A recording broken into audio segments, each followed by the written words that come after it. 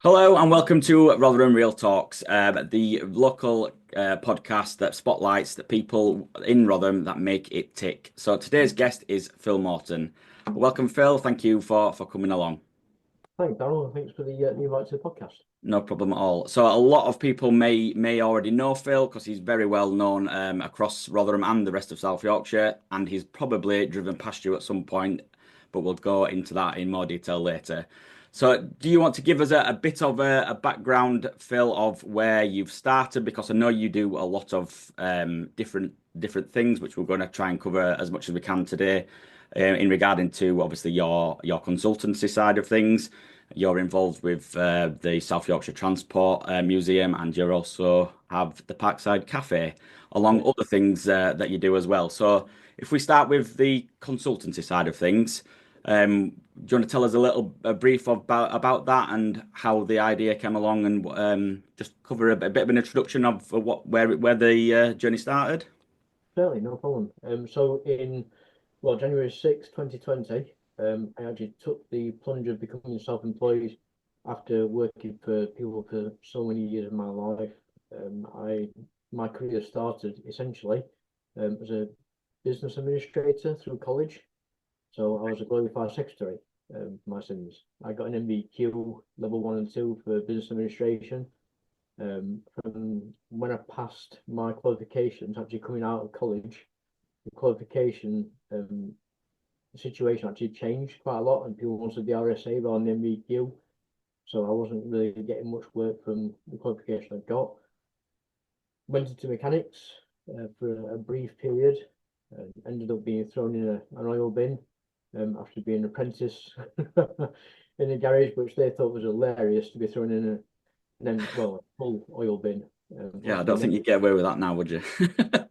No, was making oil, getting back in my little car that I bought myself for 90 quid, and then figured out that it wouldn't actually start. So I got a screwdriver under the bonnet because the bonnet catch won't work. Put the Right, bonnet up, found the battery was just useless. Nothing was working inside the car, and then wired the interior light to the full on battery without no fuse, not realizing what damage this would do and set fire to the car. oh dear. So it wasn't good for me. So let's put it that way. Um, but over the years, I've done a number of different jobs. Did a bus driver for 10 to 15 years. As a 10 to 15 because I had a bit of a break in between. Okay. Um, but then I went and worked for the RSPCA Sheffield, and I was the head of fundraising for a few years. Right, And okay. I got into swing of things again, corporate support for the charity, which was fantastic. I thought, if I can do it for a charity, surely I can do it for a business as well. Yeah. So I came away from the charity. My first client was £50 a month, which was Jim Sweeney, Go Electric. Hmm. I did a lot of work with Jim. He asked me to get in front of a few people, and I'm going in front of NCP car parks. Right, okay.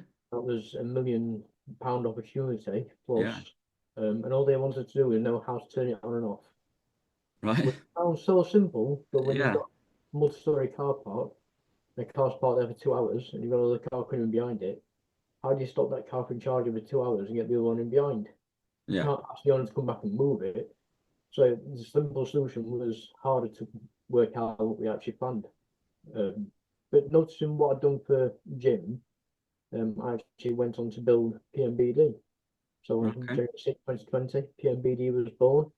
And I started doing business development for smaller businesses who wanted to gain more work and build relationships. And hence that's kind of where I am today. Where you are today. Great stuff. So, what sort of approach have you utilized to connect those um, connections, build on them connections? How do you foster those collaborations with what you're doing at the moment? So I did a training course with a sales company, and a lot of the sales that I learned was just kind of there's a difference between sales and business development. And the fact is that with the sales, you're looking for the one opportunity that you can kind of build or, excuse me, or can start. But you never actually really go back and visit that sale once it's been done. Hmm. Whereas business development, we go back and talk to clients and customers that you've dealt with, ask them how the process was, what we can do differently. Is there anything that didn't quite work, didn't understand? Um, is an opportunity to expand this further? Is there more services they require? Or if you do like our services, would you recommend it to somebody else? Yeah. and that's how the business development kind of grew. So I was talking to customers and clients from previous customers and clients, and actually growing my network that way. So now I've got a bunch of networking opportunities or companies that I talk to on a regular basis that Hmm. I actually ask them if they want to look at X, Y, and Z opportunity client customer. Right. Okay. And what's the main common, yeah, the common like faults and questions and challenges that you normally get asked that come up across all the South Yorkshire businesses that you currently work with, and how do you evaluate their problems and come up to solving them and assisting them how to overcome those challenges? What's the process behind that? So a lot of the companies I work with, they know more about the business than they do actually selling or to develop a relationship where the product's concerned.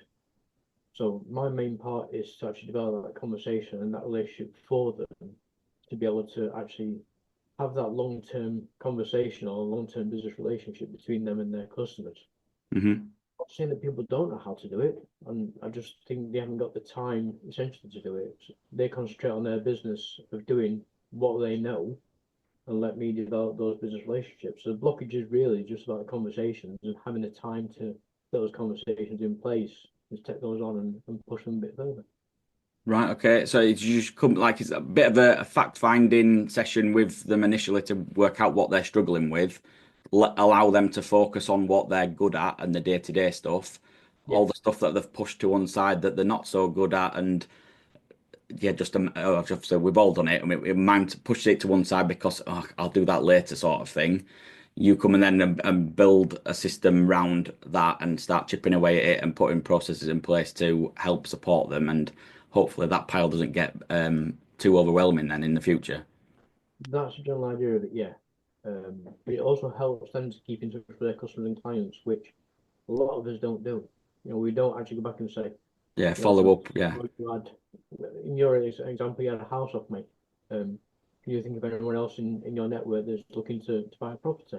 yeah, But without actually putting them in that mindset, kind of not even thinking about talking to you about properties yet, they might think, hang on a minute, well, with that guy I met in pub, John somebody, I'm sure he wants, you mentioned about buying a house, I'll put in touch with Daryl. yeah. How can that mindset into their head in the first place? They're not kind of thinking of who they can connect you with. Yeah, it's because they've seen it as a transaction and that relationship's now finished and they're on to the next project rather than who else does that person know that could benefit from the services we've just provided to them. Exactly. And it is all about who everybody else knows and connecting other people, which I know is another big thing that you do is your wider network as well. So that yeah, moving away from the consultancy side of things, then tell us a little bit about your involvement with the Parkside Cafe and where did that idea come from? And because I I know, thought, yeah, I was a little bit shocked when you first told me. It's like, oh, I've opened a cafe. Was that were random? yeah, it's not a diet thing, luckily. No, what it was, my partner Kelly, actually had a dream of when she was younger of actually owning a cafe, Right. Okay. and she used to work for a company where the guys who was actually part of that company had a cafe, and Okay. they said, we're looking to sell up because my wife's getting a bit ill health, should we say, we'll put it that way. And she's not carrying the cafe anymore, and he's up for sale. She goes, okay, how much is it? So they gave us a price and a figure. And we were back and forth working out whether we could afford it and what it would look like on paper, the income and the revenue and everything else. Hmm. I said, you know what, we'll take a plunge. We'll have a go at this. We'll see how we get on. So we changed the name from Scales Cafe to Parkside Cafe, which is on Middle Lane, even though Hmm. you just Clifton Grove, which is really confusing for people because people still look for it on Clifton Grove. We're not there. Yeah. But Parkside Cafe became born, should we say, in April of 2024. Now, at the time, we were unsure as to how we would create the footfall, what would happen, but the cafe already had a decent footfall in the first place. Um, Yeah. just improved the menu. Kelly's cooking's so. No, I mean it's fantastic. Sorry, I should I'm sure it's fine. Otherwise, not people recording wouldn't this. people won't come back. Otherwise, No, our cooking's I shouldn't brilliant. listen to this. We've got a great team of staff, and they all have a passion for what they do. It's a fantastic community cafe. We've got a number of different people that come in now that's been regular since day one, Brilliant. and they won't go anywhere else. So that is in itself is fantastic. We have school kids in the morning who were when we first took it on were out of order, but now it's like morning miss, can I have a sandwich miss? Thank you miss. And even though I'm dressed in suits and everything else, they're still very respectful kids. Yeah. Now semi-adults because taking their exams this year. Hmm. But it's amazing how the community cafes turned them round from being little and so and so's to actually full on respected um, Yeah. people that we love seeing in the cafe in the morning. Yeah, they've grown up a little bit, and you've seen that transition. Yeah, and they won't push Kelly too far, which is good because she'll just Yeah, bite which them. I think if the boundaries are set, then they know they can't they can't go beyond them, can they? No, exactly. My boundaries are set with Kelly, so why should the kids be any different? Yeah, exactly. So, which is good to know. And then as another big aspect of what you do is obviously the South Yorkshire Transport Museum. Um, I'm sure everybody will have seen you driving past them at some point and may not know that it's you, but I've definitely seen you a number of times drive past. Do you want to dive into your involvement down there and what it is that you do down there? And if anyone's not been down there, it is like Aladdin's cave. It's amazing down there. It certainly is. So the South Yorkshire Transport Museum is a self-funded charity in Rotherham. We were actually down at Tinsley tram sheds, 1990s, that area. Hmm. The roof was knackered, it was falling in, it was leaking. So they decided to move premises, and in 2007, we actually got this property over in Old Walk, two industrial units housing 50 plus vintage vehicles, occupying 24,000 square feet. The charity itself is volunteer owned and run, but I am their business manager. So I look after the whole corporate support, the media, a number of different aspects of the business, including events, Hmm. uh, external events, driving, wedding hires. And yes, I do drive the vintage vehicles, 1950s buses with no power steering. So I've got arms like Popeye. Uh, it's hard work. It is hard work, but it's I can fantastic. imagine. Um, we love what we're doing down here. And Daryl, you yourself are a supporter of the charity, Yeah, have a seat covering our vintage coach. definitely. It's an absolute pleasure to have you on board. Pardon the fun. It's a pleasure. But yeah, it's supporters like you that keep this place running, and that's what we're aiming to do is have that support coming more and more. Hmm. But we're an unknown entity at the minute. Even people on our doorstep don't know we exist. But being a bus driver for the last of 15 years, I've got a passion for this. My dad were a bus driver, my Yeah, granddad were a bus driver, my brother was a bus driver. So there's a family history. definitely in the family then. Well and truly. But yeah, it's a family history through and through. And we've all got a passion for transport. When I was a kid, I used to love the V8 engines and the cars, and wanted to get my hands dirty. And now I've got the opportunity to do so. Yeah, great. So how does the museum contribute to preserving the like heritage vehicles across Rotherham and South Yorkshire? So essentially, we are, like I said, we are South Yorkshire Transport Museum. The premises is based in South Yorkshire. The actual Hmm. vehicles come from a number of different backgrounds. We've got a London route master, we've got an Exeter Bristol. We don't just have South Yorkshire Transport vehicles in here. Hmm. We do have a number of different vehicles, but we're not a bus museum. We've got Yeah. army, cars, bikes, and the way we preserve our history is by looking at what rare vehicles are out there, what needs our help to be restored and preserved. Hmm. And how we can actually demonstrate to people what the history used to look like back in the 1950s and before. We've got an 1870 gypsy caravan down here. Well, Uh, so we're going back that far, plus electric locomotives, steam, underground locos. There's a number of opportunities and things for people to see down here. perfect. I've been down a few times, and it takes me back to my mum used to work in an engineering firm, and she was up in the offices. But now and then, she'd have to go in over the weekend, and me and my brother would go in alongside. It's like she'd be doing whatever she would do, and then we'd be sitting in the corner playing with the stapler and messing about with the calculator and doing whatever in her office, so she could have time to catch up. But obviously, the main entrance and everything were all locked up on a Saturday morning, so all the guys are working on the shop floor, and that was the way in. And as soon as you walk in, you can the engineering and the oil, the machines all got that metally smell. And then yeah, I've been down to the museum a number of times, and as soon as you walk in, it is that instant, and you can smell that the history and the mechanics of it all working. It's yeah, it does take me back to being a little kid going into work with my mum. Yeah, it's Well, weird how them little yeah, things connect things. yeah. It's that smell that every time you walk in, it just hits you. Yeah, Petrol, diesel, oil, whatever it is that you yeah, can that mix. Yeah, put out, you get that scent. But we've also got volunteers here from years past that we can't get that knowledge out of them. Our chief engineer is 84-year-old. wow.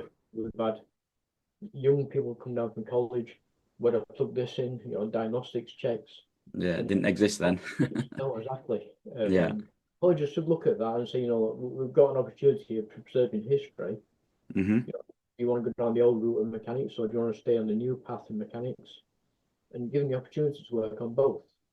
Now, Yeah. when these guys eventually do pass away, which touch wood won't be for a while, we've got that continuation. But at the minute, we've got no continuation at all because no one's learning the old school ways. Yeah, because that's unfortunately that is if you there's something wrong with your car these days, they plug it in and it tells you what's wrong with it. Yeah, Back then, the mechanic had to go find what the problem was, exactly. Yeah. and reverse engineer everything back to like that. That's making a noise. What? Why? Yeah, the Uh, computer's not telling you what's wrong. there was an incident a few weeks ago where one of our mechanics actually had a stethoscope on the engine block. He was listening to the timing of an engine, listening Oh to it. wow. That's Yeah, it unbelievable. would never happen today. But yeah, No, it's that skill set that you don't want to lose. yeah, That it definitely does need to be passed down to the next generation. Um, definitely. I've covered that bit.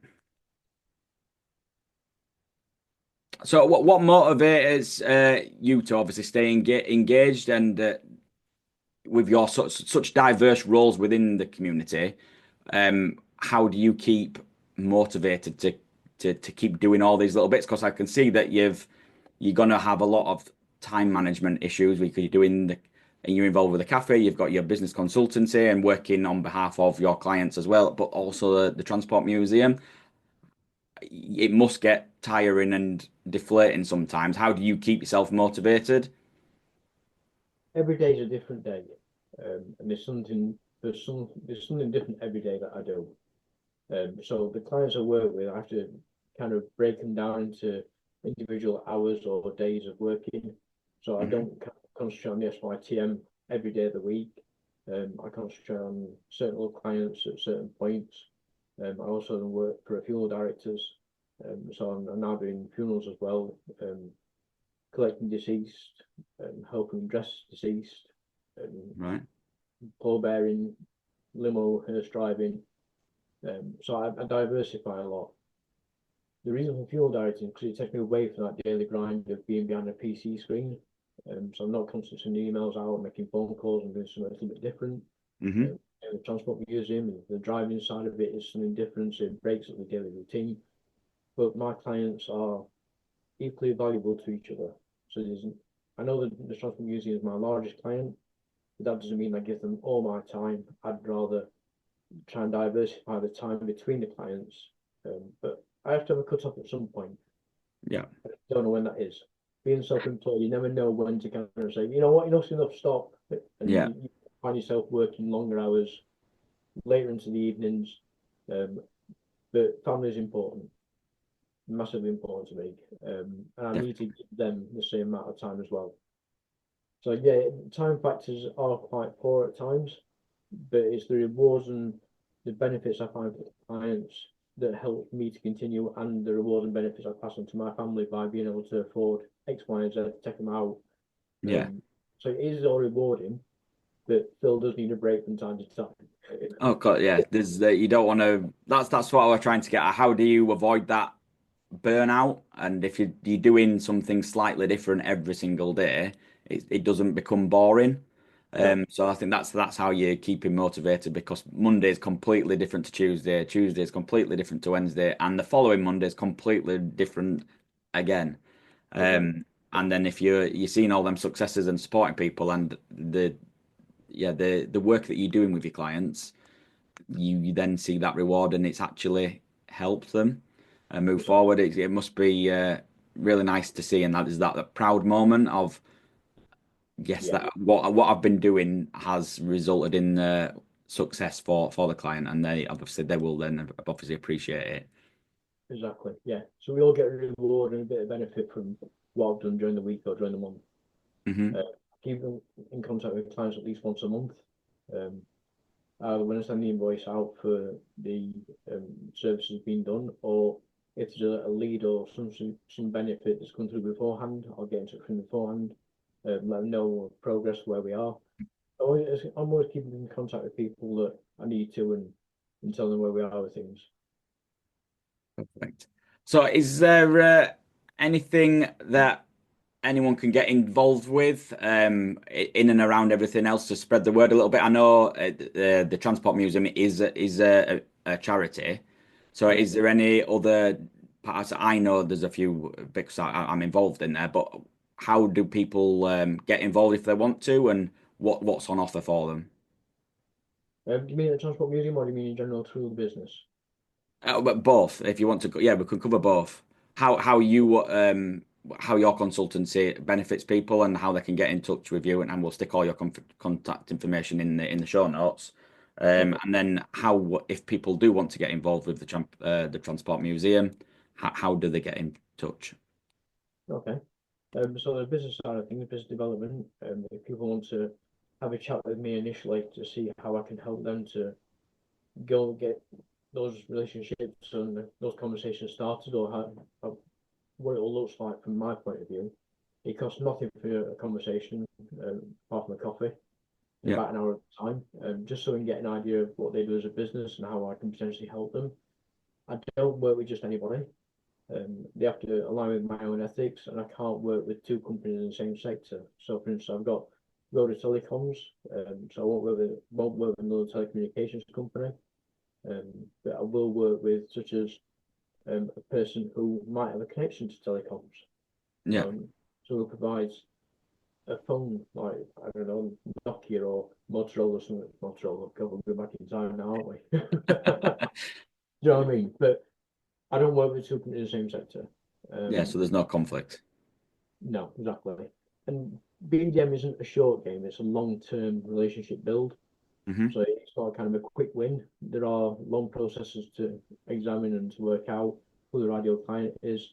But if they want to have an initial contact and initial chat with me, I'm more than happy to do that. I can give you my details. Well, you've got my details anyway, so if you want to pop Yeah, them I'll in the stick them all in the information below. And I'd no, say I'll stick your LinkedIn profile because you're very active on there as well. So yes, I'm sure if anyone wants to reach out and give you a quick message, and open up that conversation. by all means. Yeah, As for the museum, we've got a number of opportunities for volunteers, engineers, bus drivers, events coordinators, administration, education. There's a number of different opportunities down here. And I love to talk to people about how they can help out on corporate days if they've got a bit of spare time or corporate volunteering, which I know is quite a big thing now in the corporate sector. hmm. Uh, Even if they want to look at a support package or a sponsorship, more than happy to talk about that as well. No pressure, no pestering, as you know. Yep, Just a quick and easy, straightforward conversation. If you say yes, then fine. If you say no, then fine. You know, I just like to talk to people and let them know what's available. great stuff. So what's your vision for the future of the museum, and what would you like? Where would you like it? Yeah, have you got like a plan for the next 12 months or so, or anything special that's coming up that you can give us a little bit of behind the scenes of any new vehicles that may be coming in that nobody knows about yet, or You can we want be some a bit trade cheeky? secrets? Got some trade secrets, I ask. We've been offered a tractor, which is quite a rare Okay, tractor that's looking to come in the next few weeks. right. Don't know much about it. I've only been told about it yesterday. All right, okay. So it's fresh off the press, this one. It is absolutely. This is donated to us from another charity that houses it at the moment. But Okay, they think we could actually utilize it better because we've got two tracks already. okay. The third one is really unique.